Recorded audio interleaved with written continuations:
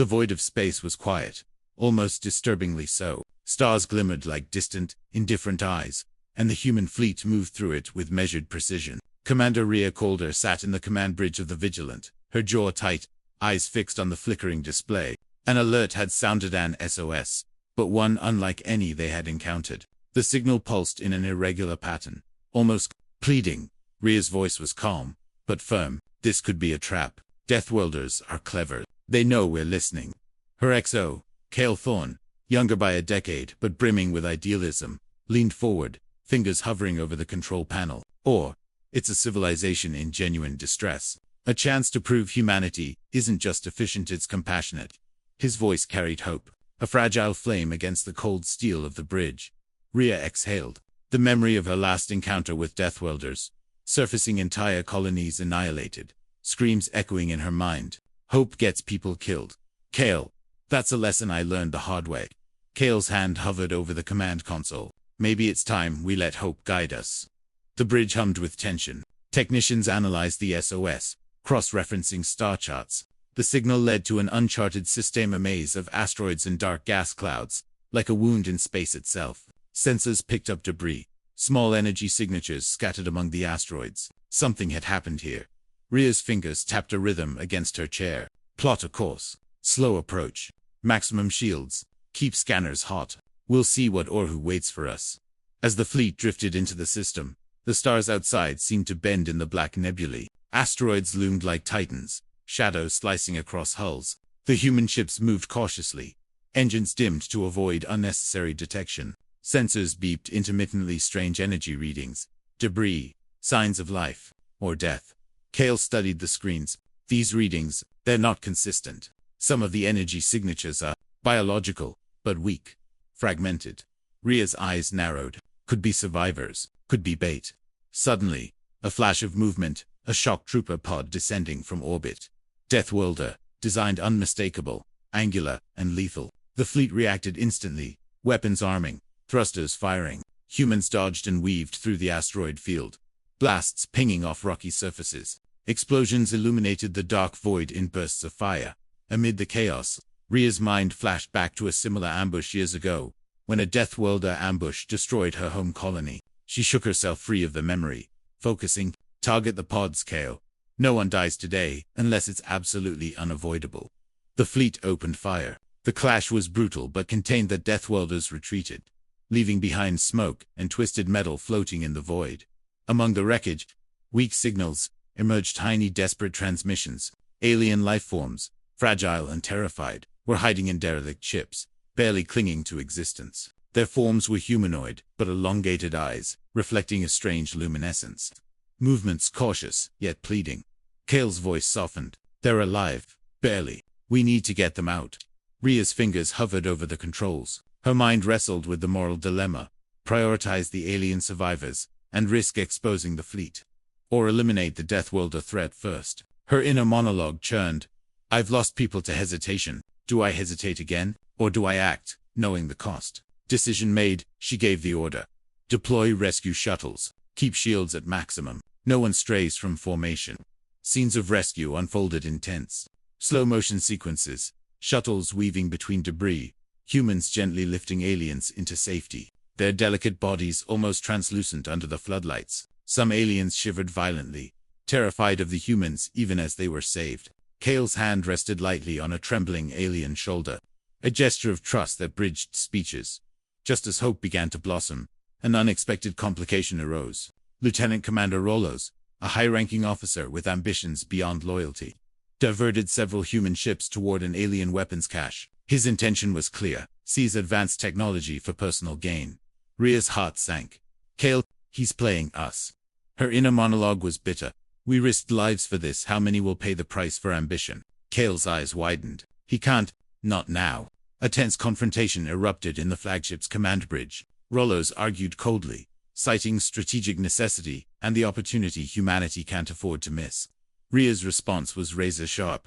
Your ambition will get people killed. I won't let it. The standoff ended with Cale securing the bridge.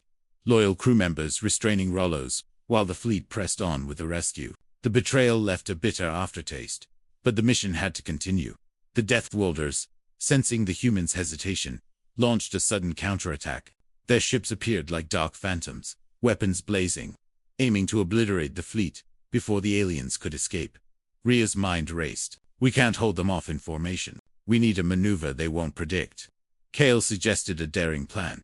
Use the asteroid field to their advantage, weaving the fleet through narrow gaps to create crossfire zones. The maneuver was risky. One misstep could destroy human and alien ships alike. As the fleet executed the plan, Rhea's inner monologue reflected the stakes. Every decision here defines what humanity stands for. Compassion or survival. Which will win? Explosions rocked the void. Beams of light cutting through dark clouds of debris. Humans fought not just for survival, but for the lives of the alien refugees who depended on them. After hours of intense combat, the human fleet managed to cripple the Deathworlder advance, but not without cost. Several human ships were lost, debris scattering like shattered dreams. Rhea floated in the command chair, breathing heavily, watching as rescued aliens slowly evacuated in shuttles. Kyle approached, exhausted but determined. We did it. They're safe. Rhea allowed herself a rare, fleeting smile. For now, but the cost, will we ever know? Her inner voice acknowledged the bitter truth. The fleet had risked everything. And though lives were saved, the shadow of loss lingered. The aliens, finally safe, regarded the humans with cautious gratitude. A fragile alliance was forming, one born of moral courage and sacrifice. The final shot lingered on Rhea's face, determined yet haunted, as the fleet exited the system, leaving the darkness behind, but carrying memories that would never fade. The camera pans across the fleet, emerging from the asteroid maze. Smoke trails float past shattered Deathworlder pods, the faint glimmer of rescued alien shuttles visible in the distance. A wide shot shows human ships, battered but intact. The void silent once more. Rhea's voiceover reflects the mission's moral heartbeat. We answered a call no one else would. In the end, humanity is defined not by power, but by the choices we make when everything is at stake. The scene fades to black, leaving viewers with lingering tension, emotional payoff, and anticipation for the next chapter in the saga. The human colony on Arcadia 9 had been quiet for decades, nestled in the shadow of a nearby red dwarf. Its sensor arrays suddenly picked up a distress signal, faint and wavering, like a whisper in the void. Captain Eric Venn stared at the flickering screens aboard the command ship Resolute. His brow furrowed. It doesn't match any known alien signature, he said, voice clipped and tense. It's irregular, but dangerous. Could be a Deathworlder lure. Exo, Mira, Kellen, young and idealistic, leaned in, examining the readouts. Or it's genuine. We could save a civilization, maybe dozens, maybe hundreds. This is why we're here. Arik rubbed his temples. Years of experience had taught him caution. Every time I trusted hope, someone paid the price. We can't afford mistakes. Yet a subtle tug at his conscience reminded him of his duty. We're humans. We answer SOS calls. Deploy the fleet, he finally said, though unease clawed at him. Slow approach. Max shields. Treat this as a potential trap, but prepare to save anyone who's alive. The Resolute and its escorts entered the system. It was serene at first glance, blue and green planetary bodies floating beneath the glow of nearby stars. Sensors, however, revealed clusters of fragile structures floating in orbit, barely functional. Arik's voice broke the silence. These readings. The aliens are telepathic, non-combative, entirely empathetic, nothing like we expected. Myra's eyes widened in amazement. They're peaceful, even beautiful. Look at the way their neural pulses fluctuate there, reaching out, not attacking. But in human caution, misunderstanding quickly led to disaster. Arik misinterpreted the alien communication as a potential threat. Defensive volleys were fired. Energy blasts tore through fragile alien structures, their luminescent hulls cracking under the fire. The fleet's sensors went haywire as the aliens' empathic projections began subtly influencing human emotions. Crew members experienced flashes of fear, doubt, and sorrow, recollections of lost loved ones, vivid guilt, even flashes of hope. Arik's inner monologue churned. What have I done? These weren't enemies. They were asking for help. And now I've destroyed their homes. As humans struggled to repair the damage and calm the aliens, another danger approached. Dark shadows moved across Sense's Deathworlders, their angular ships slicing through the void with predatory precision. They had detected the confusion and sought to exploit it. The fleet scrambled to defend the weakened aliens. Explosions rocked the void as human ships twisted to avoid collisions, while maintaining shields around the fragile alien population. Myra turned to Arik, urgency in her voice. They're here. We've provoked them with our mistake. If we don't act, everyone dies. Arik's chest tightened. All my calculations, my caution, it almost killed them, and it's my responsibility to fix it. Inside the command bridge, tension ran high. Arik debated with his senior officers over priorities. Save the aliens, at the risk of fleet annihilation, or focus on countering the Deathworlders first. Lieutenant Darrow's voice cut through the debate. Captain, their empathic projections are affecting us. Decisions are skewed. Our moral compass isn't just ours. Right now we're being influenced. Arik's inner monologue wrestled with the revelation. Are we making choices? Or are the aliens guiding us? Does it even matter if our intentions remain human? Meanwhile, the alien telepaths projected subtle images of devastation. Flashes of destroyed cities, suffering, loss. Human officers felt grief and guilt as if it were their own. Some began questioning their loyalty, their purpose. Amid the chaos, sensors flagged anomalies within the fleet's AI systems. One of the navigational subroutines had been hacked. An internal vulnerability exploited by the Deathworlders to misinterpret the SOS. Arik's inner monologue sharpened. So it wasn't just my error. There's a hidden hand steering us into catastrophe. But whose side is it on? Lieutenant Commander Veth, trusted and seemingly loyal, was revealed to be the saboteur. His motives were ambiguous: personal gain, fear, or Deathworlder influence. The revelation shattered morale. Myra gritted her teeth. We can't trust even our own systems. Every decision must be double-checked. Lives depend on it. The fleet raced against time, correcting the AI and securing alien zones. Emotions ran high. Guilt, hope, fear, and determination intertwined, human and alien alike. After hours of intense maneuvering, Arik devised a risky plan. Combine human firepower with alien telepathic influence. By coordinating shields and projecting alien neural signals toward Deathworlder command networks, the fleet could create confusion and trap them in an ambush. Myra looked at him, tense but determined. It's dangerous. One misstep, everyone dies. But it's our only chance. Arik's inner thoughts reflected his growth. I've made mistakes, yes, but humanity can still choose to do the right thing. The fleet executed the maneuver with precision. Deathworlders became disoriented as the aliens' empathic projections interfered with their neural command systems. Human ships fired coordinated volleys through gaps in the asteroid belts, catching the Deathworlders off guard. Explosions lit the void in a spectacular display of coordinated chaos. The ambush succeeded. Deathworlder ships were crippled, retreating into the shadows. The aliens, cautious but grateful, began tentative communication with humans. Arik watched the survivors floating safely in their luminous vessels. His inner monologue was heavy but resolute. We almost destroyed them with ignorance. But we acted. We adapted. That is humanity. Myra approached, exhausted yet smiling faintly. They're alive, and they trust us enough to form an alliance. That's more than I could have hoped for. Arik nodded, weary. It's fragile, but it's a start. And the lesson is clear. Caution is necessary, but compassion is our guide. The camera pans over the fleet and alien shuttles, drifting amid the debris. Flashes of destroyed Deathworlder pods, fractured asteroids, and calm cosmic vistas create a cinematic contrast. Rising slowly, the wide shot reveals the aftermath. Human ships scarred but intact. Alien vessels luminous and recovering. The void silent once more, except for the subtle hum of life and machines. Arik's voiceover concludes.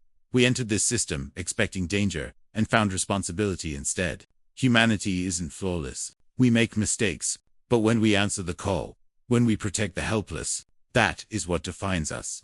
The fleet drifts forward into the unknown, carrying the weight of mistakes, the promise of redemption, and the fragile trust of an alien civilization. The scene fades, leaving viewers with emotional stakes, tension, and hope for the next chapter. A lone alien ship drifted silently through human-monitored space, its hull scarred, lights flickering like dying stars. The ship's SOS was faint but persistent, a signal pulsing through the void with a strange, almost musical resonance. It was cryptic, layered, fragmented more than a call for help. It was a desperate warning. Lieutenant Mara Ilion, a communications prodigy aboard the Vanguard, leaned forward in the dim glow of the command bridge. Her eyes darted over encrypted signal patterns, scanning for anomalies. This isn't just a distress call, she whispered, voice tight with tension. It's complex. Someone doesn't want us to fully understand it. Her mind raced. I've decoded hundreds of alien signals, but nothing like this. It feels alive, a consciousness reaching across the void. Someone is pleading, or warning us. Maybe both. Commander Vayner, seasoned and cautious, frowned from his chair. Mara, this could be a trap. Deathworlders, or worse. One wrong move, and we could lose everything. Mara's jaw set, determination blazing. Or it could be real. Someone is in danger. We can't ignore it. Not this time.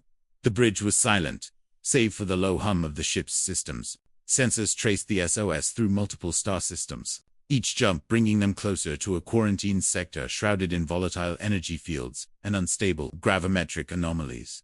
Mara knew this mission could get deadly. Following protocol would likely result in delay or refusal. She assembled a small, covert team. Solon Kia, an engineering genius capable of improvising life-saving solutions under extreme pressure. Juno Ra, an ex-military tactician, whose strategic mind was matched only by asceticism. Born from countless near-fatal decisions. Drizzt, an alien linguist and empath with a rare ability to translate neural patterns into actionable communication for humans.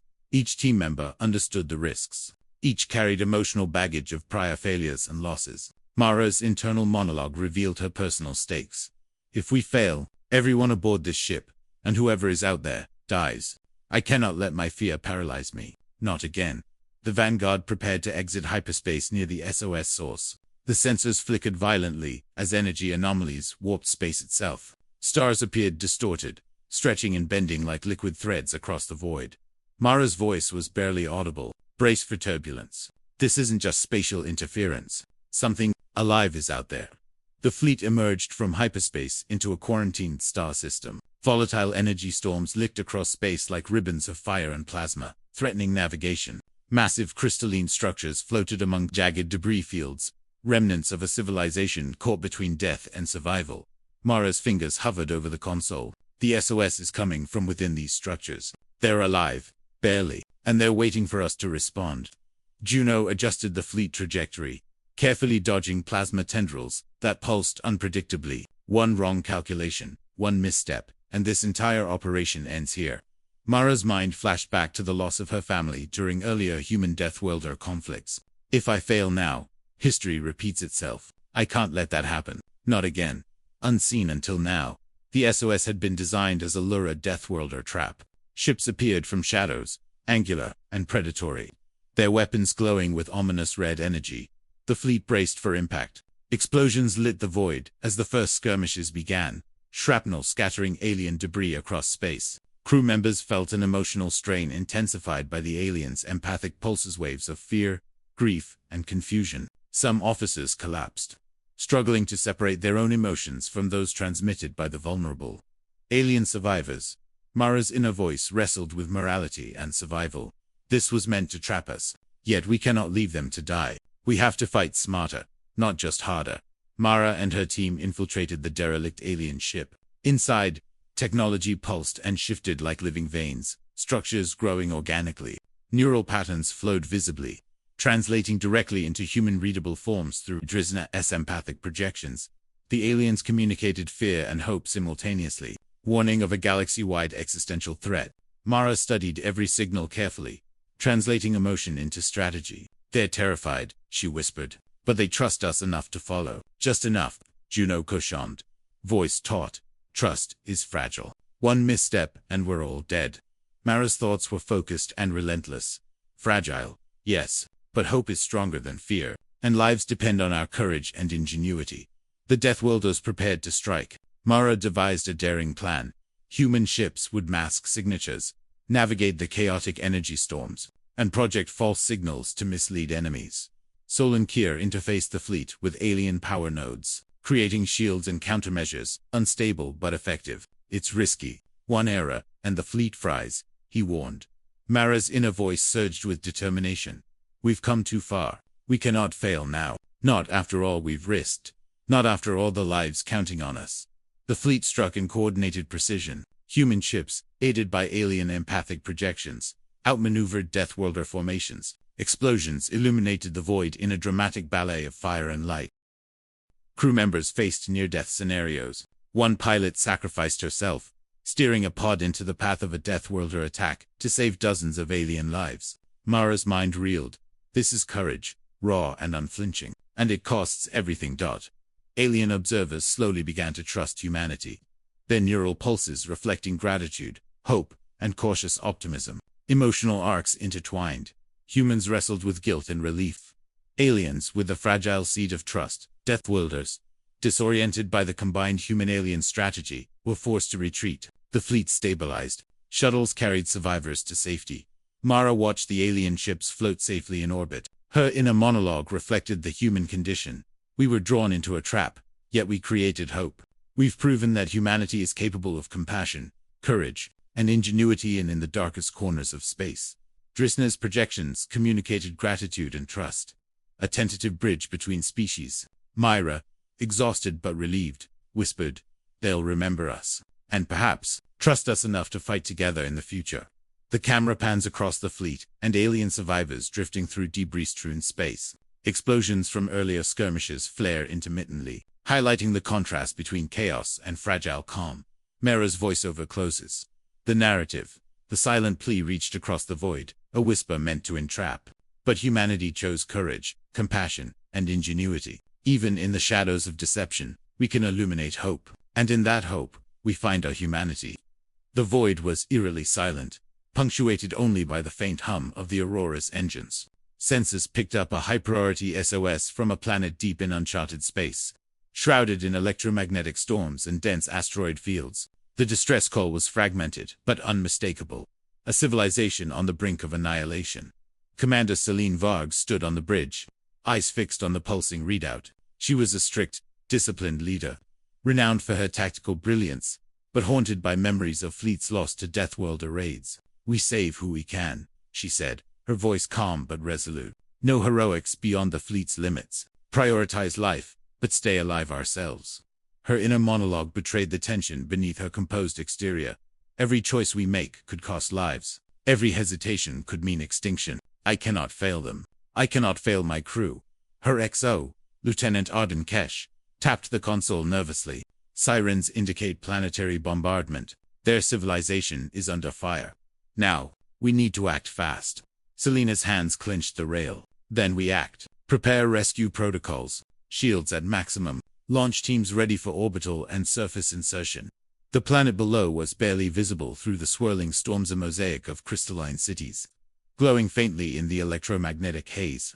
The human fleet approached cautiously, navigating a chaotic orbital battlefield filled with debris, fire, and fragmented alien vessels. Upon entering orbit, the fleet's sensors detected alien survivors clinging to fractured platforms and drifting ships. The aliens themselves were ethereal, with crystalline physiology that refracted light into dazzling, fragile patterns. Celine surveyed the scene with a mixture of awe and caution. Their bodies, their entire biology is delicate. One direct hit, one miscalculation, and they're gone.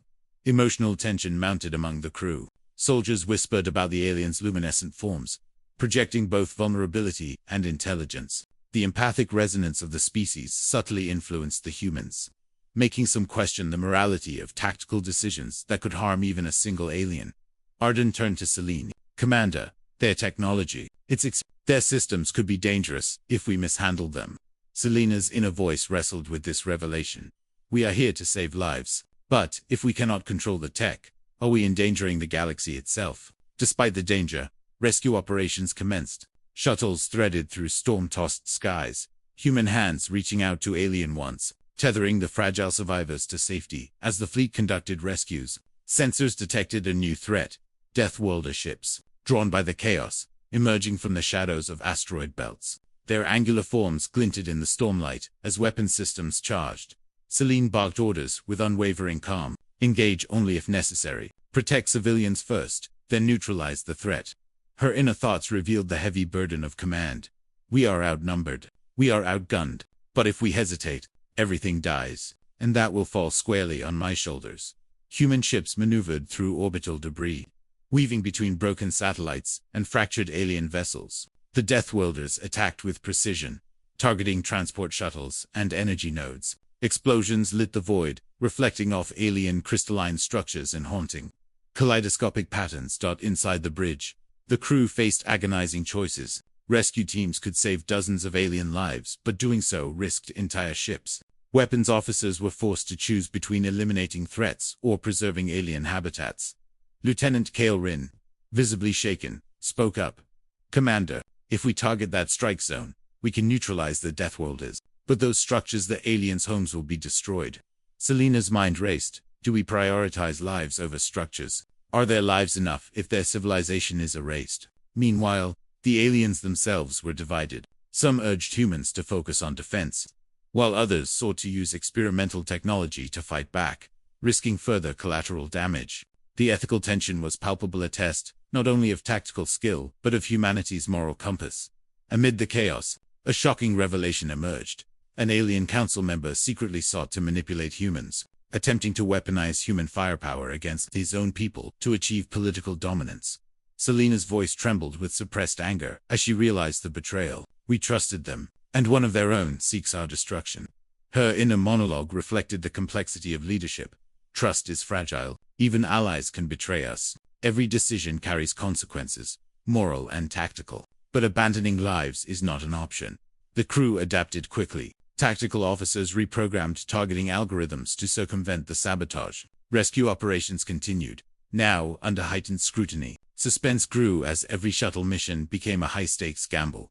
The climax approached when a Deathworlder strike threatened to obliterate the central city and the orbital fleet. Selene made the excruciating decision. One of the fleet's critical ships must be sacrificed to create a shield barrier, buying time for hundreds of alien civilians to escape.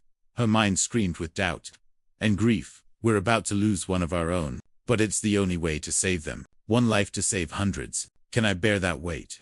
The designated ship, piloted by Lieutenant Arden Kesh, executed the maneuver with resolute calm, sending a pulse that deflected incoming fire, but leaving the vessel critically damaged. Explosions tore through the void as the rest of the fleet pressed forward with rescue operations. Crew members watched in horror and awe. Their emotions a complex blend of grief, respect, and determination. The human sacrifice exemplified the themes of courage and moral responsibility, heightening the emotional stakes for the audience. With the Deathworlders temporarily repelled, rescued aliens were safely transported to secondary shelters in orbit and on nearby moons. The remaining fleet regrouped, battered but operational. Selena's inner monologue reflected the mission's cost. "We've saved lives, but at what price? Our sacrifices, their losses, the ethical compromises, they will linger, yet hope persists, and that hope is enough to keep moving forward."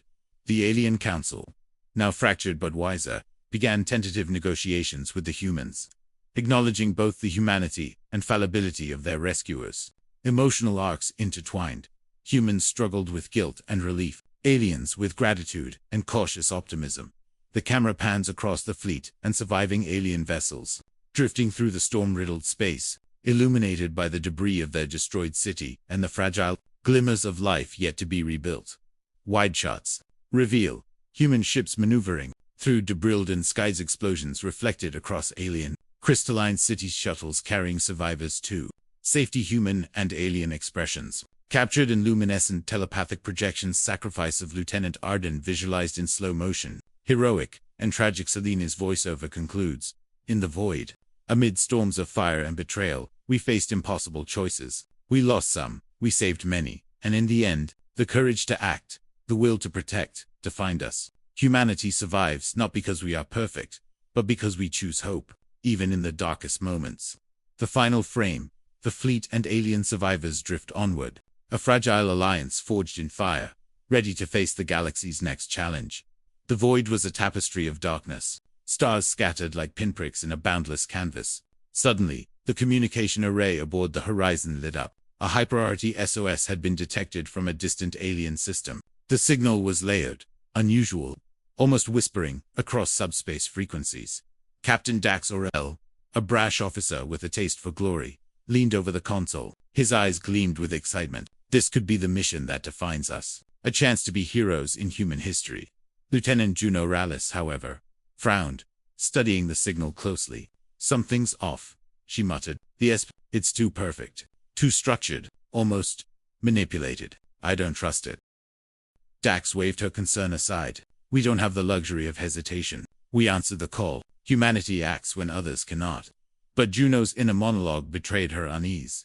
"Every instinct tells me this is a trap. Someone out there wants us to believe this is a rescue mission, and we might be walking straight into it. Sensors triangulated the signal's origin.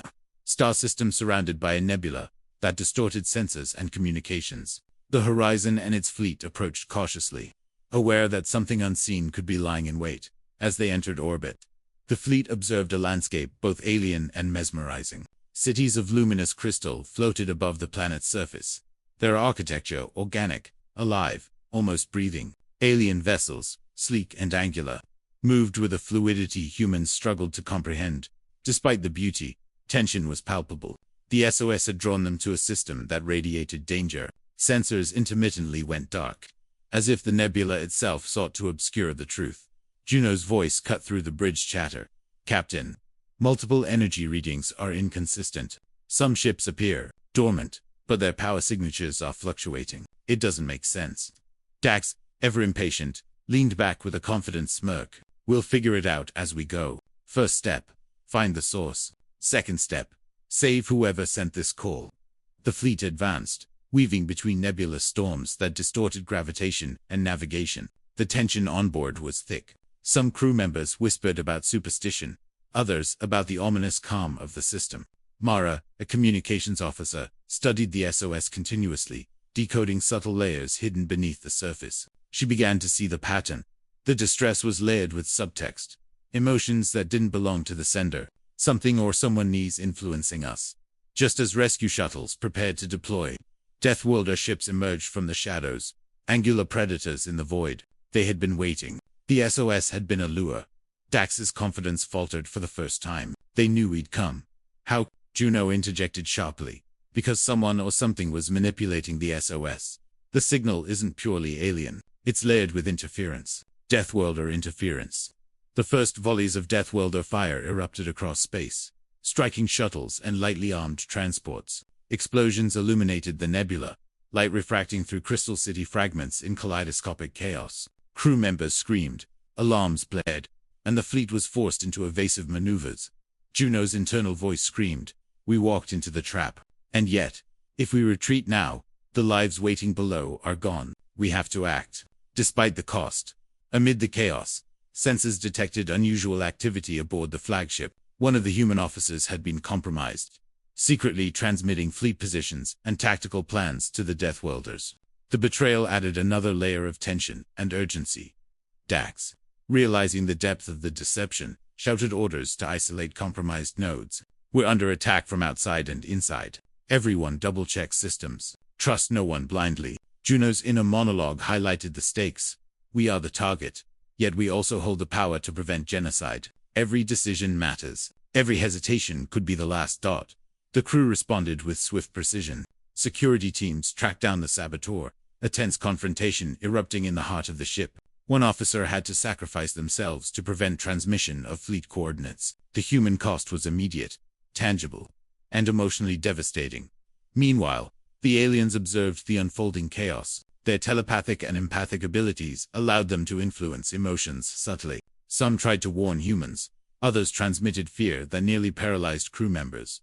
Mara worked tirelessly to translate these signals, bridging the gap between species. "They're terrified," she whispered to Dax. "They didn't send this SOS voluntarily. Someone forced it, but they trust us enough to follow." Juno, watching the alien projections, realized the moral weight of the mission. We are not just fighting for ourselves. We are fighting for their trust and their survival. Every shot we fire, every maneuver we take, must protect them. The fleet, now aware of both external threats and internal sabotage, executed a daring counteroffensive. Human ships used the nebula's interference to mask movements, while projecting false energy signatures to mislead Deathworlder targeting systems. Solin, a fleet engineer, coordinated with alien tech nodes to stabilize energy fields temporarily, creating shields for vulnerable rescue shuttles. "This is unstable," he warned. "If we push too hard, we fry the entire system." Juno's internal monologue reflected the tension. Every calculation is a gamble. Every action could be the difference between salvation and annihilation. And yet, we cannot hesitate in a critical moment.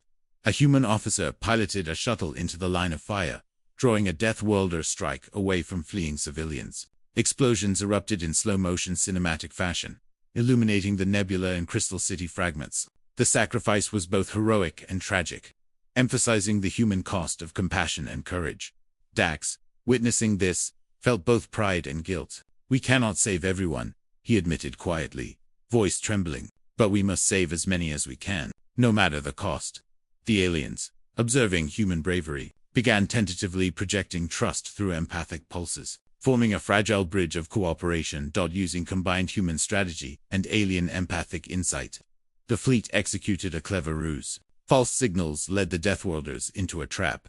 Human ships, augmented by alien technology, struck in coordinated precision. Explosions lit the void like fireworks, shattering enemy formations. The betrayal signaled once a lure was turned against the compromised officers' transmissions were rerouted, feeding false data that disoriented the attackers. Human ingenuity and courage turned the tide, allowing both humans and aliens to escape the trap intact. The battle ended, leaving the fleet and rescued aliens battered but alive. Emotional arcs unfolded: grief for lost crew members, relief for survivors, and a tentative sense of hope. Mara reflected on the human condition. We were manipulated, betrayed, and tested. Yet we endured. Courage, morality, and empathy defined us. And that is why we survive.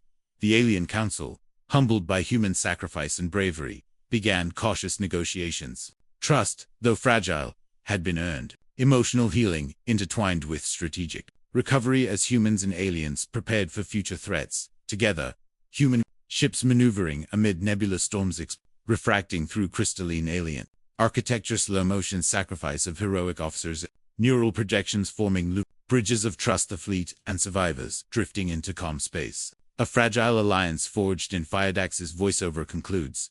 The SOS was a trap, a betrayal, a test, and yet, humanity endured. We paid a price.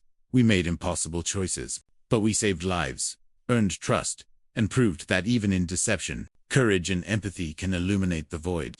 Space was silent, except for the faint hum of the human fleet's engines, as they intercepted a fragmented SOS unlike anything previously encountered. The call came from a hive-mind alien species under siege by death. Each message pulse carried layered emotions: panic, fear, and a subtle plea for trust. The SOS was incomplete, intentionally fragmented, making the fleet's response a high-stakes gamble. Commander Alara Voss stood on the bridge, eyes scanning holographic overlays of the system. Her reputation for strategic brilliance was tempered by the empathy she still allowed herself to feel. "This is delicate," she said quietly, voice carrying both authority and caution. "We are not just answering a call. We are stepping into a mind unlike any we've faced. One misstep, and we risk more than lives. We risk understanding itself."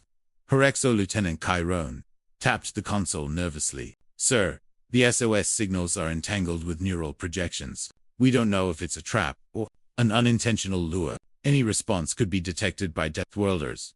Illyra's inner monologue betrayed her apprehension. Every instinct screams caution. Yet silence is worst. These creatures are under attack, and their survival may hinge entirely on us. I can't let fear decide. As the fleet approached the hive planet, the scale of the threat became clear. The surface was covered in sprawling biostructures that pulsed with organic energy. Towering neural spires and nest-like formations sprawled across the terrain, connected by a network of luminescent veins visible from orbit. The first transmissions were disorienting. They carried fragments of thought, fleeting impressions of pain, fear, and memory, a collective consciousness in turmoil. The aliens' hive mind extended empathy across vast distances, influencing human crew members subtly. Some officers reported headaches, others unease and paranoia, all caused by the overwhelming neural resonance of the hive. Alara addressed the bridge. "We proceed with extreme caution. No direct approach. We map their neural network first. We don't know how their defenses work or what triggers their aggression." Lieutenant Mara Lin, communications prodigy, worked tirelessly decoding layers of the SOS. "They're under immediate Deathworlder assault," she explained. "But more than that, they're trying to communicate strategy. They're offering us intel if we can earn their trust." Ilara's mind raced.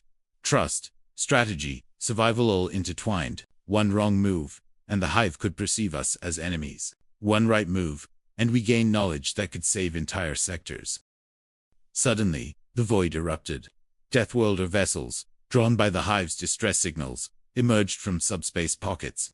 Their angular forms cut through the nebula haze, weapons charging with lethal precision. Ilara barked orders with a mix of urgency and calm. "Shields up, Keep the fleet out of direct line of fire. Focus on protecting evac points and key neural nodes. We do not engage unless absolutely necessary. Their survival depends on us staying alive and on them perceiving us as allies.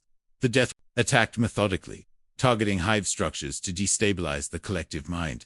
Explosions illuminated the biostructures in haunting colors, light refracted through the organic towers, creating a scene both beautiful and horrifying. Chiron's voice trembled. They're adapting faster than anticipated. If we don't coordinate with the hive, we'll lose everything. Illyra's thoughts were grim. They will die if we fail. The hive's survival isn't just a matter of strategy, it's a matter of understanding, patience, and empathy. And every second counts. ELARA decided on a risky approach. Direct neural integration. Specialized operatives would link with the hive's consciousness using portable neural interfaces. This decision carried enormous personal risk. Human minds were fragile compared to the hive, and the process could result in psychological breakdown or death. Lieutenant Mara volunteered first. She immersed herself in the neural link, experiencing the hive's collective memories, panic, fear, but also intelligence and strategy, unlike anything humans had encountered. She relayed real-time tactical data to Illyra, enabling precise fleet maneuvers. The process was mentally draining. Mara's inner monologue reflected her struggle. I can feel every mind, every fear, every memory, but I cannot lose myself. I must remain me, even as I become part of them. The rest of the fleet adapted quickly, coordinating attacks and defensive positioning based on Mara's insights. Human ingenuity combined with hive strategic instinct allowed them to avoid Deathworlder traps and protect critical neural spires. As the battle unfolded, human officers were confronted with profound moral dilemmas. Should they intervene directly to save sections of the hive, even if it meant exposing humans to greater risk? Some argued for pragmatic caution, while others emphasized empathy and protection at all costs. Illyra reflected internally. We are not just fighting for ourselves. Every choice carries moral weight. If we lose sight of humanity in this fight, we become no better than our enemy. Meanwhile, the hive itself debated internally. Certain factions within the collective suggested sacrificing peripheral spires to focus on central nodes. Others argued for total defense, valuing every segment of their species equally. Humans had to navigate this complex, morally ambiguous terrain of redecision, shaped by both logic and empathy. A human operative team, led by Lieutenant Roan, infiltrated a partially collapsed hive spire to stabilize neural conduits. Inside, they encountered living neural pathways, bioluminescent filaments, pulsing with the hive's consciousness. Each step was fraught with danger, structural collapse, neurotoxins, and potential psychic feedback from the hive's collective mind. Roan's internal dialogue: every fiber here is alive. Every pulse carries thought and memory. If we misstep, we could kill not just ourselves, but the minds we seek to save. Despite the hazards, the team stabilized the conduits. This allowed the hive to coordinate a counterstrike against the Deathworlders. Human crews marveled at the alien intelligence, their strategies unfolding in ways no human mind could fully anticipate. During the operation, a human infiltrator accidentally became fully integrated with the hive mind. He gained instantaneous knowledge of Deathworlder tactics, but at the cost of his personal identity. His consciousness blurred with the collective, creating a tragic hero who sacrificed individuality for the survival of the species. Illyra's reflection: sometimes survival demands sacrifices that go beyond life and death. Identity itself can become collateral in the fight for existence. The infiltrator's insight allowed the fleet to anticipate Deathworlder movements, positioning humans and hive forces for maximum effectiveness. Emotional arcs deepened as the crew grappled with the psychological cost of merging with an alien consciousness. The Human-Hive Alliance launched a coordinated strike.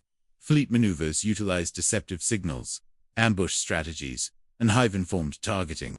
Deathworlder ships, overconfident in their advantage, were drawn into traps, suffering massive losses. Explosions illuminated the hive structures in vibrant, chaotic patterns. Human ships darted between neural spires, providing shields for hive nodes while targeting enemy vulnerabilities. Sacrifices were made human and hive alike, but the combined strategy turned the tide of battle. Mara, still partially linked with the hive, communicated critical adjustments, her mind stretching across species boundaries. This is beyond Warrett, his coordination of thought itself. A symphony of survival. With the Deathworlders temporarily repelled, Survivors assessed the damage. Hive casualties were high, and human crews were emotionally exhausted. Officers grappled with grief for those lost, relief for those saved, and moral contemplation for the choices made.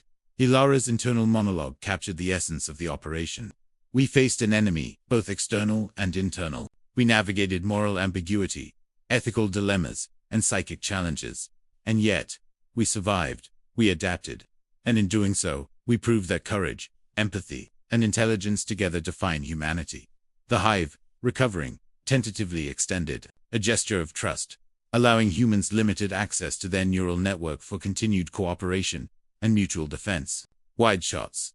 Human ships weaving through bioluminescent neural spectra.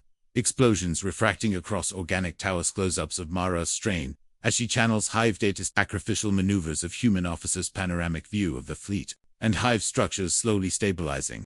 Bathed in pulsating light. Ilara's final voiceover. We entered their mind. Fragile and foreign, yet we became more than observers. We became allies, participants in a consciousness far greater than our own. Humanity survived not by strength alone, but by understanding, sacrifice, and empathy. And as we drift into the next battle, we carry with us a lesson older than any star. Survival is not just about living. It is about choosing to protect what is greater than yourself. The void was black, pierced only by distant starlight reflecting off debris from planetary skirmishes. Civilian signals flickered on sensors. Distress, chaos, panic. A human fleet, led by Captain Lin Kor, aboard the Resolute, arrived in orbit above a planet under Deathworlder siege. Kor stood on the bridge, gripping the console, eyes fixed on holographic displays of cities burning. Civilian shuttles scattered like leaves in a storm, and Deathworlder dreadnoughts striking without mercy. Everyone, we're here to save lives, not to prove anything to the galaxy. Proceed cautiously, but decisively. Her inner monologue revealed the stakes. Every choice could mean life or death.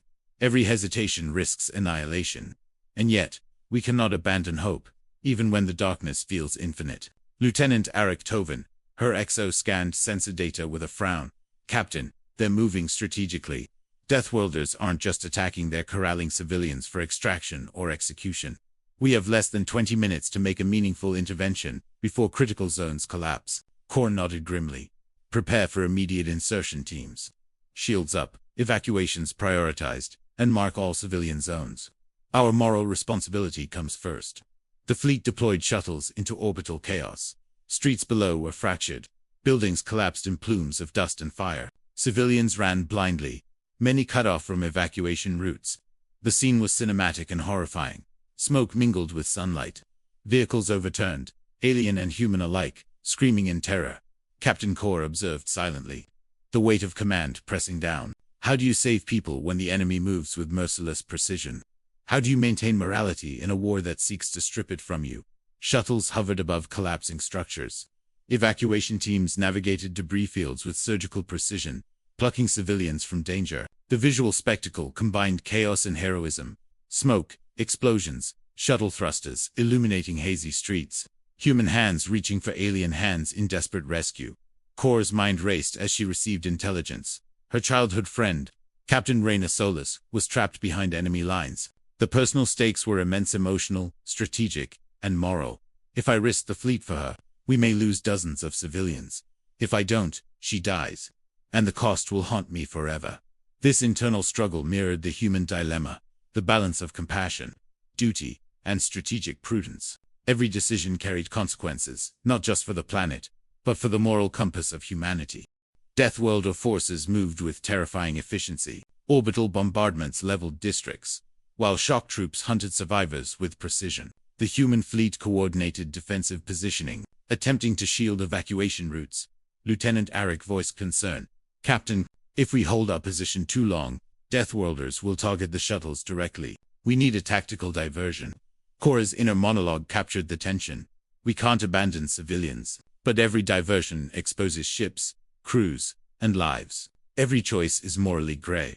She authorized a feint maneuver, drawing Deathworlder fire toward empty zones, saving shuttles but risking ships. Explosions and debris cascaded through orbital screens, creating cinematic visuals of chaos and calculated heroism.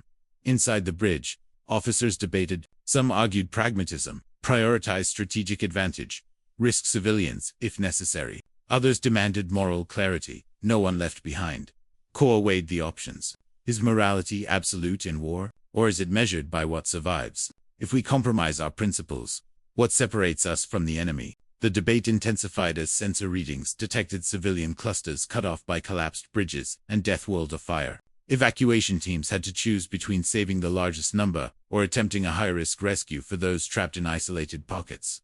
Shuttles threaded through plasma trails and collapsing buildings.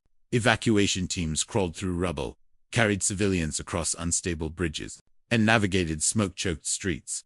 One team encountered a wounded family trapped under a fallen alien transport vehicle. A soldier hesitated.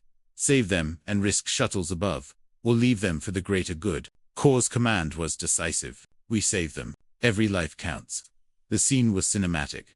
Sparks, smoke, explosions, frantic pulling of rubble, illuminated by shuttle lights piercing the haze. Emotional tension highlighted the human cost of compassion.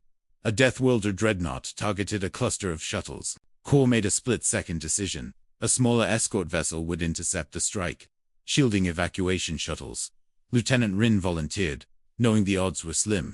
Explosions erupted as he maneuvered into the line of fire, sacrificing his vessel to save dozens of civilians. The visual spectacle was breathtaking. Slow-motion debris, thruster trails cutting through smoke, and the faint glimmer of human courage reflected across shattered structures. Core watched, grief and pride mingling. Every act of heroism carries cost. Every moral choice carries weight, but courage is born in moments like these. Core led a boarding team to repel Deathworlder shock troops attempting to capture civilians. Close quarters combat unfolded. Sparks, weapon fire, tactical maneuvers in narrow streets. Her inner monologue emphasized moral strain. We are here to protect life, not to conquer. Every shot fired must protect, not destroy indiscriminately. Every decision weighs on my conscience. The team faced ethical challenges. Execute captured enemies or disable non-lethally. Prioritize rescue over engagement, and navigate civilians caught in the crossfire. Core insisted on restraint, balancing pragmatism with morality. A previously neutral alien faction, witnessing humanity's courage and moral choices, intervened. Their technology stabilized collapsing structures, shielded evacuation points, and disrupted Deathworlder targeting systems. The Alliance emphasized the narrative's moral arc. Trust and empathy can turn the tide of conflict. Emotional arcs deepened as humans realized that ethical choices, even under extreme pressure, can inspire cooperation. Core coordinated a counter-offensive with human and alien forces. The fleet executed orbital strikes, diversion tactics, and synchronized rescues. Deathworlder forces were pushed back, civilians evacuated, and key urban nodes stabilized. The scene's cinematic potential was immense. Holographic overlays of fleet maneuvers, explosions illuminating alien architecture, and human and alien forces acting as one. Core's inner reflection. Every decision, every sacrifice, every act of courage mattered. Morality is not weakness. It is the edge that defines who we are. Core's childhood friend, Raina Solis, was rescued in a high-stakes shuttle maneuver. Emotional reunion underscored the personal stakes of the story, yet losses were significant. Officers, civilians, and alien allies had perished. The moral weight was palpable. Victory came at a high price. Core's internal monologue reflected this. Triumph is hollow if achieved without sacrifice. Survival is meaningless if morality is abandoned. With Deathworlder forces temporarily repelled, civilians evacuated, and the planet partially stabilized, Core observed the aftermath. Smoke rose from battlefields, shuttles ferried the wounded, and alien allies tended to their own. The narrative emphasized human resilience, ethical clarity, and emotional depth. Core's voiceover concluded, "In the chaos of war, we faced impossible choices. Sacrifices were made, lives lost, yet humanity endured. Compassion, courage, and moral clarity are not just ideals, they are weapons against despair. And in choosing them, we discovered our true edge." Cinematic elements for narration and visual storytelling. Wide orbital shots of burning cities. Evacuation shuttles threading through smoke and fire slow motion. Sacrifice of ships and personal assistance visualized as glowing energy barriers, and shield networks close-ups of human and alien expressions, highlighting fear, courage, and empathy. Fleet maneuvers amidst nebula-lit skies and debris fields. Final panoramic of planets stabilizing. hinting at fragile hope and future challenges. The Sentinel drifted through the cold void, sensors scanning distant star systems. Suddenly, a strange SOS signal penetrated subspace communications, a pattern unlike any known alien encoding. It pulsed rhythmically, almost as if alive. Lieutenant Eris Kalin, brilliant yet cynical, was first to notice subtle anomalies in the signal. "Captain, this isn't a standard distress call. The frequencies are layered. There's something almost intelligent about it. Someone wants us to find it." Captain Rhea Calder, seasoned by countless interstellar skirmishes, regarded the display with wary skepticism. "Or someone wants to trap us. Either way, we respond. Humanity answers calls for help. That's who we are." Aris's inner monologue revealed his tension. "I've seen too many SOS signals turn into death. But if we ignore it, we could be abandoning an entire civilization, and I can't live with that choice." The fleet navigated through dense asteroid fields and sensor-disrupting nebulae as they traced the signal to an uncharted star system. Each jump through subspace spent light and time, creating moments of eerie suspense and anticipation. The system was breathtaking. Planets and moons hung suspended in orbit, bathed in pulsar light that refracted off alien structures. One planet, partially hidden by a gas giant, radiated unnatural energy signatures. As the fleet approached, Eris observed, "Their technology, it's rewriting physics itself. Fields bend in ways that defy our understanding. Whoever sent this SOS possesses knowledge far beyond ours." Calder's tone was firm but cautious. "That makes them valuable and vulnerable. Protect them, and we may gain allies. Fail, and the Deathworlders will seize it first." Alien vessels emerged, sleek and luminous. They didn't appear hostile, but moved with a precision that suggested intelligence far beyond human comprehension. Marilyn, communications officer, translated fragments of the revealing subtle pleas. "We do not seek war. We seek understanding." But danger approaches. The scene was cinematic. Starfields refracted through alien technology, fleet shadows stretching across pulsar-lit clouds, and distant explosions as automated planetary defenses attempted to stabilize the system. No sooner had humans begun reconnaissance than Deathworlder ships emerged from subspace. Their angular, predatory silhouettes cut through the nebula haze. Weapons charging, Calder barked orders. "Divert defensive grids. Protect civilian vessels. We cannot let them destroy this civilization." Aris's mind raced. If we fail, their technology falls into enemy hands. If we hesitate, countless lives are lost. And yet, we are dangerously outgunned. The fleet executed evasive maneuvers. Explosions erupted across the void, lighting nebula gas in flashes of crimson and violet. Ships flanked one another, human ingenuity and alien intuition guiding precision strikes. As the battle unfolded, tension erupted among crew members. Some argued that humanity should seize the alien technology for strategic advantage. Others insisted on preserving the aliens' autonomy, emphasizing moral responsibility over immediate gain. Calder's voice resonated with authority and conviction.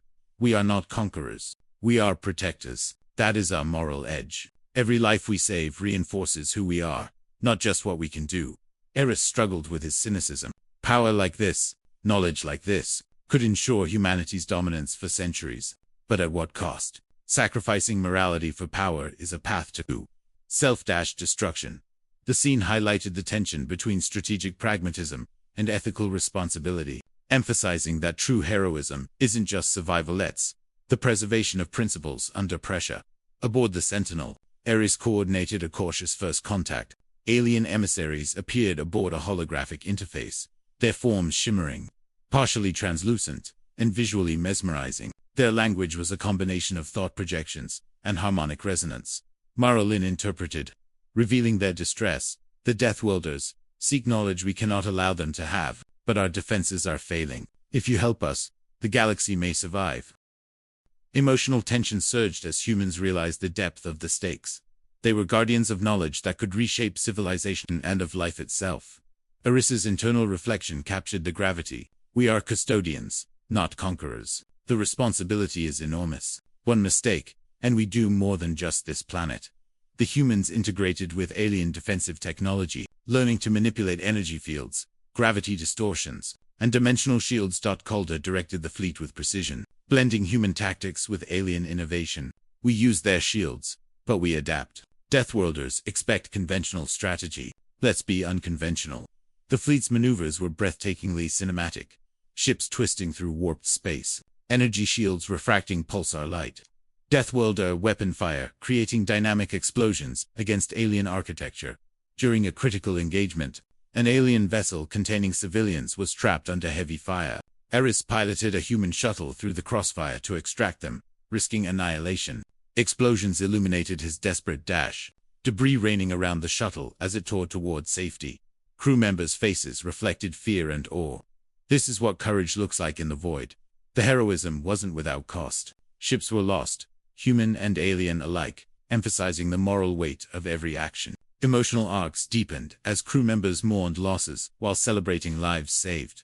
The Deathworlders regrouped for a final push, intending to seize the alien technology. Calder and Eris orchestrated a multi-layered defense, human fleet maneuvers, alien technology, and synchronized psychic projections from the aliens themselves.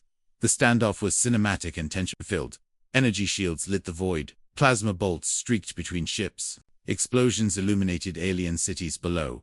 Eris reflected, "This isn't just battle, it's a test of morality, courage, and unity. If we fail, the galaxy suffers. If we succeed, humanity proves that restraint and empathy are as powerful as any weapon." Just when victory seemed within reach, a Deathworlder sub-commander initiated an unexpected maneuver. Cloaked ships attempted to infiltrate the planet's core, threatening to destroy the alien civilization from within. Mara detected the intrusion via subtle signal distortions. They were counting on us to relax after the first wave. Eris and Calder coordinated a daring counter-infiltration. Humans and aliens worked in tandem, combining technology, psychic projections, and tactical acumen to neutralize the threat. The result was visually stunning.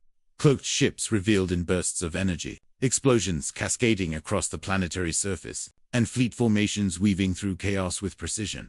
With the Deathworlders repelled, the SOS sender, a highly advanced alien scientist, expressed gratitude. Humanity had saved lives, preserved knowledge, and earned trust.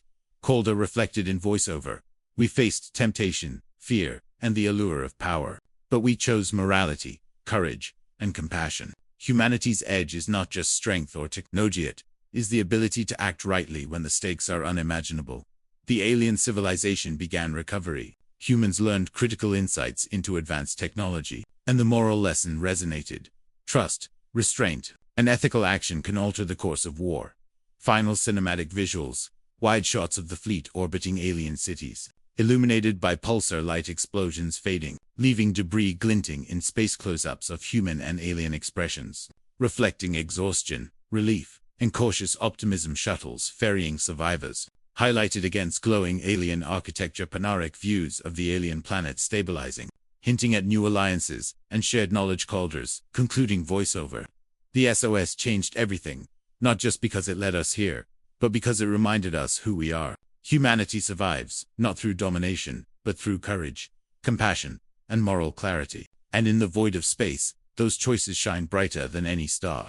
Commander Jace Rourke stared at the flickering holographic map aboard the flagship Endeavour. A faint SOS signal blinked on the interface, coming from a system entirely occupied by Deathworlder forces. Civilian broadcasts had been scrambled, leaving fragmented pleas for help. Rourke's inner monologue reflected the tension. This is a trap. Every instinct screams caution. And yet, if we ignore it, innocent lives die. How do we gamble with humanity itself? Lieutenant Mara Quinn, tactical officer, traced the SOS origin to a planet under siege. "Commander, there's no safe approach. Deathworlders are occupying orbital defenses, planetary shields, and surface artillery. A direct assault could mean annihilation." Rourke's voice was firm. "We don't get the luxury of safety. Humanity does not abandon the innocent. Prepare fleet deployment. We gamble everything, or we lose everything." The fleet navigated through debris-laden space, asteroids scarred from previous Deathworlder battles, with tense anticipation building across all decks. As the human fleet approached, sensors revealed a terrifying sight. Deathworlder dreadnoughts, orbital fortifications, and automated planetary defense, drones all actively hunting survivors. Fires burned across cities, and small civilian crafts were being torn apart in atmospheric entry. Rourke's internal reflection, "Every second we delay, more lives vanish." The gamble isn't just tactical, it's moral. Do we risk our fleet to save them? Or do we preserve our strength and accept moral failure? The Endeavour deployed scouting drones to evaluate the safest approach corridors. Each maneuver carried incredible risk. Debris, automated turrets, and enemy patrols made every jump a potential disaster. The cinematic visualization, the void glowed with energy weapons, explosions reflected off orbital shields, and civilian shuttles darted through chaos like desperate fireflies. Rourke held a command meeting. The weight of decision palpable. Officers argued heatedly. Some insisted on a minimal rescue to preserve fleet strength. Others demanded maximum intervention to save every life. His inner monologue revealed his leadership. Struggle. A gamble is not just a tactical maneuver, it's a moral equation. Every choice carries cost. Every risk, reward, we are measured by what we save, not by what we destroy. Rourke decided to divide the fleet.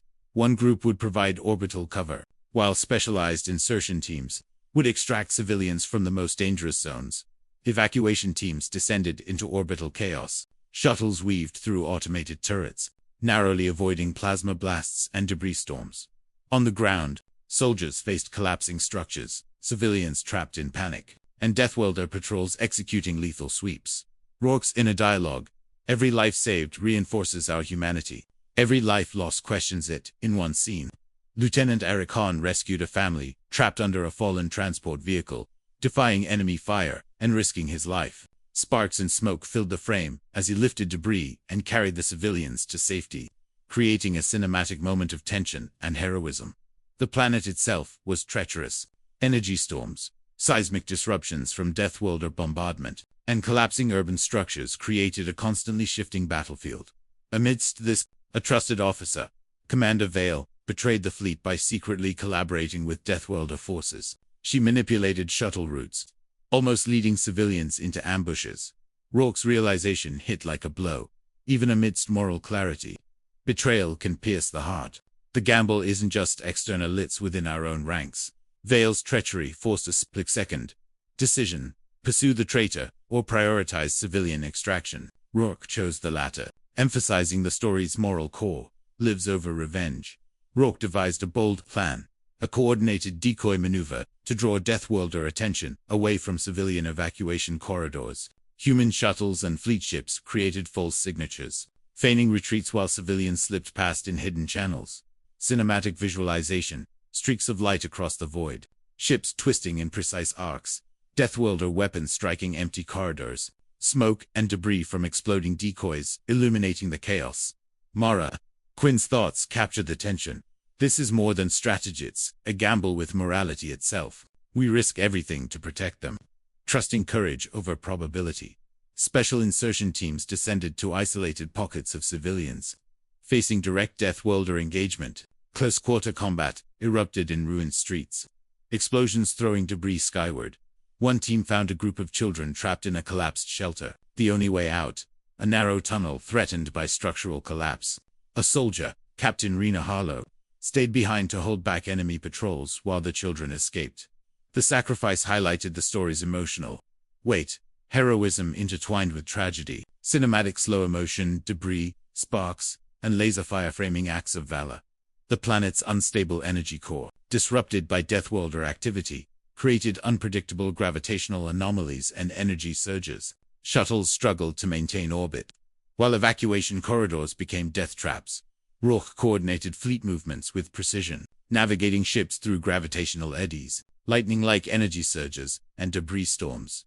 Inner monologue: in war, survival is never guaranteed, but courage, ingenuity, and moral clarity can tip the balance. Vale's sabotage nearly caused a shuttle carrying hundreds of civilians to be destroyed. Quick thinking by Lieutenant Eric Hahn and tactical maneuvers by Rourke's fleet saved it, neutralizing Vale's interference. The redemption of the fleet's integrity reinforced human resilience. Mistakes, betrayal, and chaos were countered by moral and tactical discipline.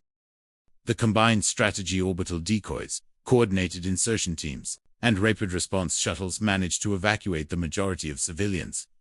Frustrated and overextended, were lured into traps and suffered severe losses. The gamble had worked. Human ingenuity, risk-taking, and moral courage overcame seemingly insurmountable odds. Cinematic visuals, explosions, streaks of escaping shuttles, Deathworlder ships trapped in ambushes, light reflecting across the debris-strewn planetary surface. Survivors regrouped aboard human vessels. Casualties were heavy, but lives were saved. Crew members processed grief, relief, and moral validation.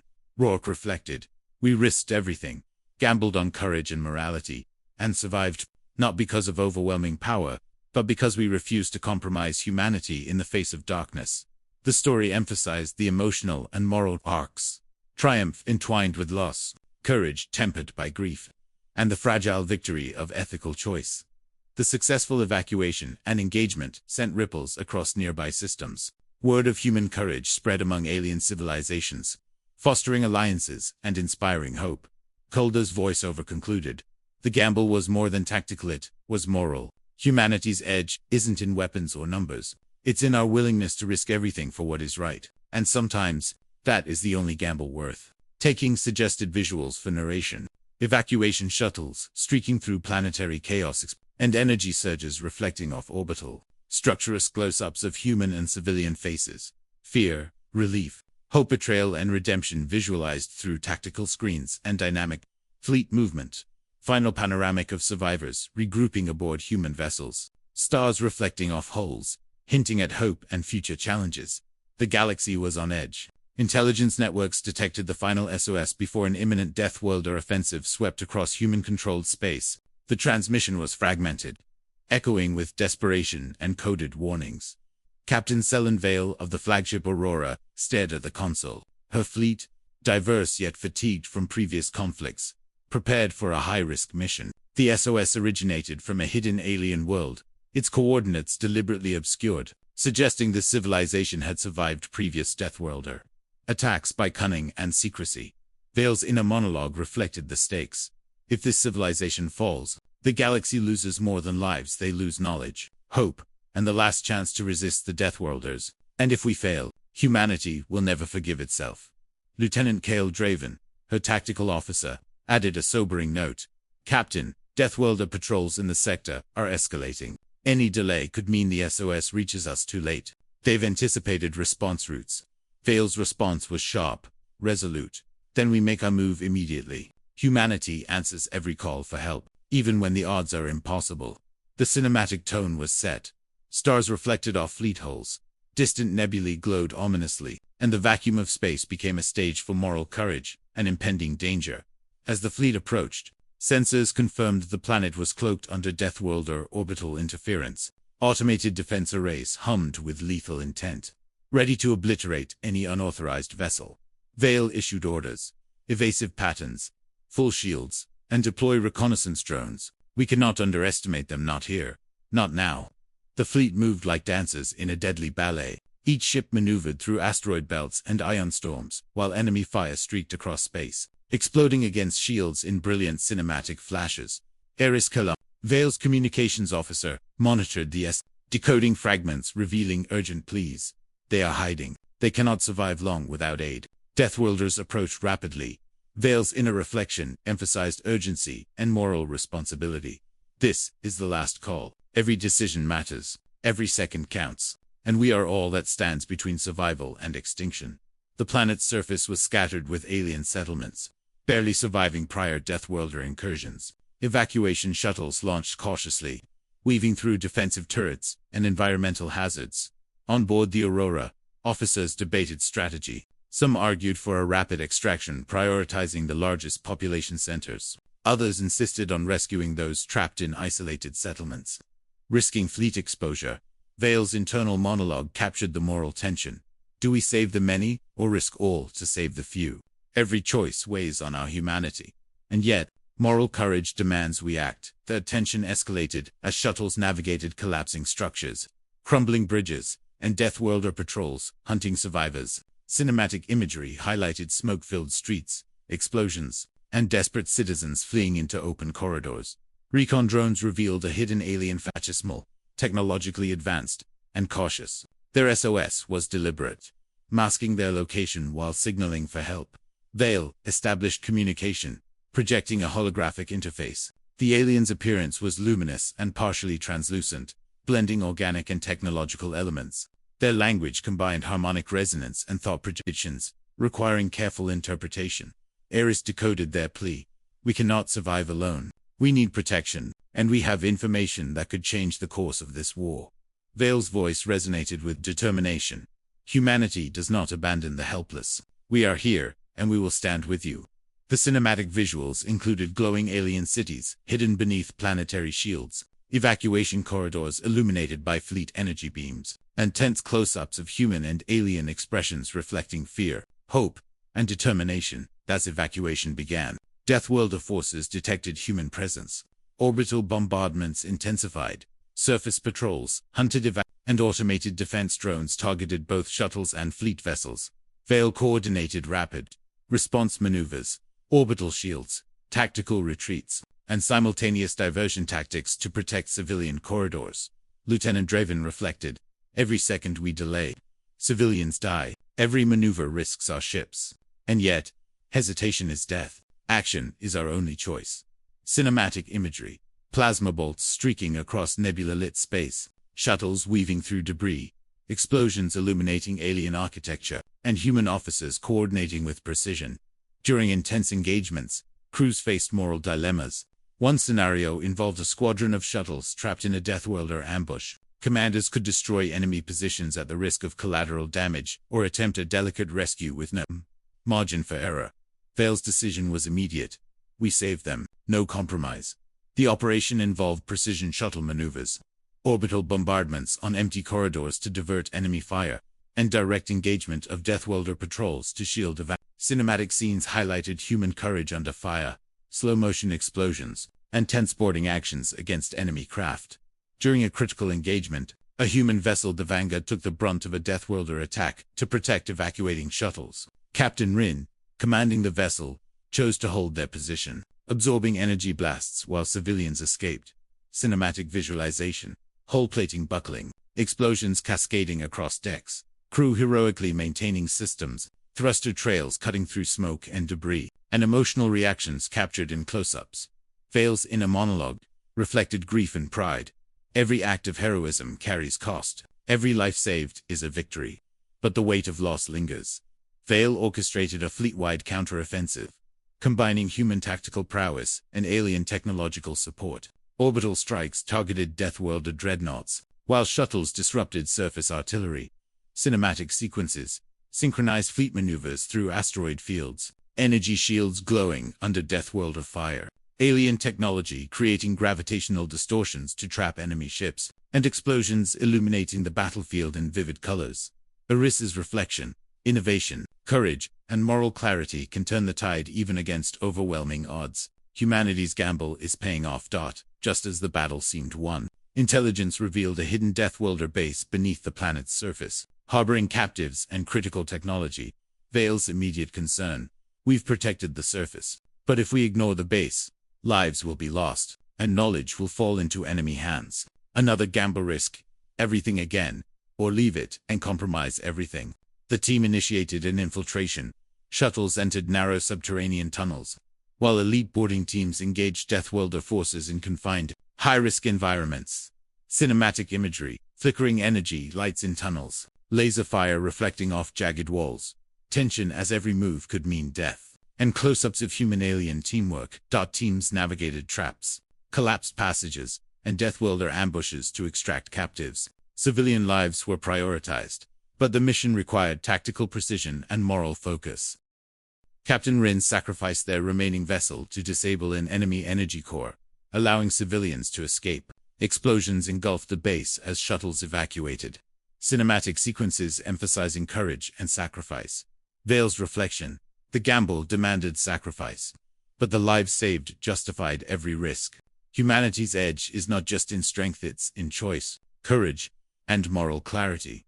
With civilians rescued, Deathworlder forces temporarily repelled, and the alien civilization preserved, Vale reflected on the cost. Ships lost, crews grieving, yet moral victories secured. That galaxy witnessed humanity's audacity and moral courage. Word spread across systems. Humans gamble with lives, but always to save the innocent. Vale's concluding inner monologue: we risked everything. We gambled with lives, with principles, with hope itself, and we survived not by power alone, but by holding fast to morality, courage, and compassion. Final visuals for narration. Fleet orbiting the alien planet, shuttles streaking through space, explosions fading, debris glinting across nebulid void, close-ups of human and alien faces, relief, exhaustion, hope, alien structures stabilizing, survivors regrouping, panoramic shots of the galaxy, hinting at new alliances and future challenges. Veils. Voiceover concluded. The last SOS was not just a call for help, it was a test of courage, morality, and human resilience. And in the void of space, we proved that humanity's edge is not in weapons, but in the choices we make when lives hang in the balance. The void of space was unusually quiet. Captain Lyra Solon sat in the command chair of the flagship Vigilance, staring at the flickering signal on the main console. A SOS had appeared, originating from a completely isolated alien system, one that had never contacted human civilization before. Lyra's internal reflection captured the gravity. Every instinct warns me this is more than just a cry for help. It's a test of humanity, of courage, of morality, and we are about to answer it. The SOS was unusual, layered in complex subspace encryption, with subtle harmonic frequencies indicating intelligence and a plea for trust. Lieutenant Cale Thorne, her tactical officer, leaned over her shoulder. "Captain, I've never seen anything like this. Whoever sent it, they're waiting for someone to respond, and they've made sure only humans could answer." Lyra nodded solemnly. "Then we answer. Humanity doesn't shy away from the call no matter the cost." The cinematic tone was set, the ship gliding silently against a backdrop of pulsar-lit space, distant stars reflecting off hulls, and the subtle hum of subspace communication echoing through the decks as the fleet approached the coordinates. Sensors revealed the alien civilization's precarious situation. Massive orbital constructs floated above a planet, seemingly defensive in nature, but scarred by battle. Surface settlements were partially destroyed, energy signatures unstable. Lyra's voiceover comes. "Maintain formation. Scan every sector for civilian activity. We are here to save them, not conquer them." The crew detected Deathworlder forces in orbit, stealth ships, and heavily armed drones. Cale's tactical analysis projected, "We're heavily outnumbered. One mistake, and everyone dies." Lyra's inner monologue reflected the moral stakes. "This isn't just a mission. It's a moral crucible. Every life we save will define humanity's legacy here." Cinematic visualization. Fleet moving through asteroid belts. Energy pulses from alien defenses reflecting off metallic surfaces. And Deathworlder ships, darting like predators in the void. Recon drones revealed the aliens themselves. Ethereal, partially crystalline beings, moving with fluid elegance. Their SOS was a desperate bid for help. They had survived multiple Deathworlder attacks, but lacked the means to defend themselves effectively. Lyra initiated communication. Holographic projections of the aliens shimmered across the command deck, radiating both beauty and fragility. Their language, a combination of harmonic resonance and thought carried an urgency that words alone could not convey. Communications officer translated fragments. "We have knowledge that can save galaxies. We have nowhere else to turn. Please, help us." Lyra's voice was steady and commanding. "Humanity answers the helpless. We stand with you, and we will fight to ensure you survive." The cinematic visuals included glowing alien structures, shuttles preparing for evacuation, and close-ups of human and alien expressions, fear, hope, and determination. No sooner had human shuttles begun evacuations than Deathworlder forces attacked. Orbital bombardments lit the void. Plasma weapons streaking across space. Lyra ordered evasive maneuvers and deployed decoy signatures. "We'll protect the civilians first, draw the enemy away, then strike." Cale's internal reflection. "Every maneuver risks lives. Every second counts. But hesitation guarantees death. Courage is our only weapon." Cinematic imagery. Streaks of light across nebulate voids. Energy shields flaring under enemy fire. Shuttles dodging destruction while evacuating civilians. Explosions illuminating alien cities below. Evacuating civilians forced the crew to make impossible moral decisions. Should they risk shuttles to save isolated settlements, potentially exposing the fleet? Should they prioritize larger populations, leaving others behind? Lyra reflected. The answer is always to save as many as possible, with the courage to risk everything. Humanity's edge is moral clarity under impossible conditions. The decision played out in cinematic action. Shuttles diving into collapsing urban areas, soldiers rescuing trapped families, and fleet ships absorbing Deathworlder fire to shield evacuees. During a critical engagement, the Sentinel, a human vessel, held its ground against overwhelming Deathworlder dreadnoughts, buying time for shuttles to escape. Captain Rhin, commanding the Sentinel, made the ultimate sacrifice, staying behind as the ship absorbed devastating fire. Cinematic visuals, hull plates crumbling, energy flares illuminating crew faces, explosions cascading across decks, and heroic slow-motion sequences of crew members evacuating Lyra's inner monologue. Courage and sacrifice define us. Every life saved honors those who stand in the breach. The alien civilization revealed critical technology, energy manipulation fields capable of altering gravitational and temporal mechanics. Humans and aliens coordinated to integrate this technology into fleet maneuvers. Cinematic sequences included fleet formations twisting through artificially distorted space, energy fields refracting light across ships, and precise attacks that leveraged alien tech to neutralize Deathworlder ships. Eris reflected, "This is more than strategies, the synthesis of morality, courage, and intellect. Every action carries weight, every choice matters." Just as the battle seemed to tilt in humanity's favor, a Deathworlder saboteur, embedded within the fleet, revealed themselves, sabotaging shield generators and threatening civilian evacuations. Lyra's command was calm, but forceful. Identify the traitor and neutralize immediately. Civilians come first, fleet integrity second. Cinematic tension. Saboteur, moving through corridors, close-ups of frantic crew responses, energy surges from sabotaged systems, and slow-motion sequences highlighting the moral and tactical stakes. The fleet launched a coordinated final assault on Deathworlder forces, human and alien technology synchronized in a high cinematic spectacle. Cinematic visualization. Energy pulses warping through formations twisting around enemy ships, laser and plasma exchanges illuminating Nebula, alien constructs projecting gravitational traps to immobilize Deathworlder vessels. Lyra's reflection. Victory is never guaranteed, but courage, coordination, and moral clarity turn impossible odds into possibility. Civilians evacuated safely, the saboteur neutralized, and Deathworlder forces temporarily repelled. Crew members experienced grief and relief simultaneously, mourning losses while celebrating survival. Heroic acts highlighted. Lieutenant Calder Vaughn, shielding evacuees from plasma blasts. Engineers, stabilizing failing alien energy cores under fire. Civilians, expressing hope and gratitude, reinforcing the emotional stakes. Lyra's inner reflection. Every life saved is a testament to human courage and moral resolve. Every loss reminds us of the cost but does not diminish the victory. With the SOS resolved, Lyra considered humanity's evolution, courage in the face of overwhelming odds, moral clarity in impossible situations, collaboration with aliens based on trust, empathy, and shared survival. The story emphasized that humanity's edge is not sheer power or technology, it is choice, compassion, and moral courage in the crucible of war. The victory had galaxy-wide consequences. Other isolated alien civilizations took hope and courage from humanity's actions.